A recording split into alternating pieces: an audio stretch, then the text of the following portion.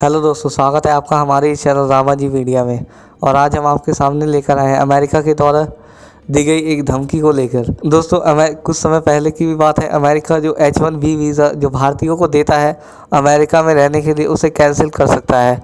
H1B visa सहित HB2, J1 और L1 visa के निलंबन पर भी विचार कर रहा है ट्रंप प्रशासन।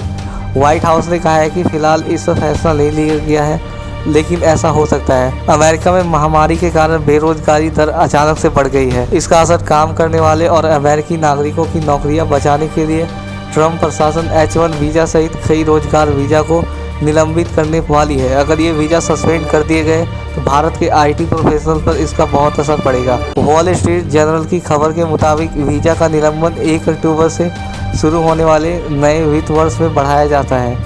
निलंबन के दौरान अमेरिका के बाहर से कोई भी H1 वीज़ा लेकर काम करने नहीं आ सकेगा।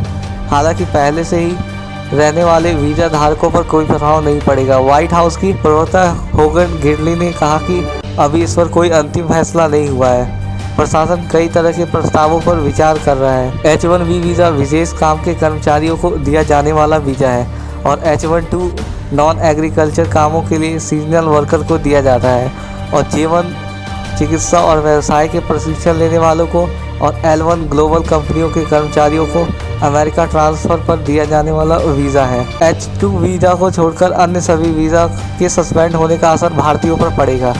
H2 वीज़ा खास तौर पर मैक्सिको के प्रवासी मजदूरों के काम आता है। अमेरिका में हर साल 10 लाख कर्मचारी दूसरे देशों से आते हैं।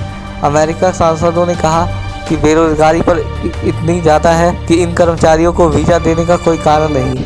H1B वीज़ा गैर प्रवासी वीज़ा है। अमेरिकी कंपनियां दूसरे देशों के टेक्निकल्चर एक्सपर्ट को नियुक्त करती है और नियुक्ति के बाद सरकार से इस लोगों के लिए H1B वीज़ा मांगा जाता है। अमेरिका की ज़्यादातर IT कंपनियां हर साल भारत और चीन जैसे देशों से लाखों कर्मचारियों की नियुक्ति इसी वीज़ा के जरिए करती है।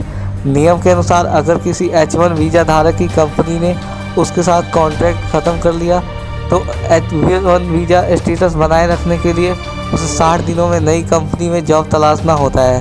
भारतीय IT वर्कर्स 60 दिनों की अवधि को बढ़ाकर 180 दिन करने की मांग कर रहे हैं। US citizenship and immigration services के मुताबिक H1B वीज़ा सबसे ज़्यादा फ़ायदा भारतीय नागरिकों को ही होता है और अगर ये वीज़ा रद्द कर दिया गया तो भारत की IT सेक्टर पर इसका बहुत इफेक्ट पड़ेगा। दोस्तों, आपका इस बारे में क्या कहना है? अपनी राय हमें कमेंट में दें।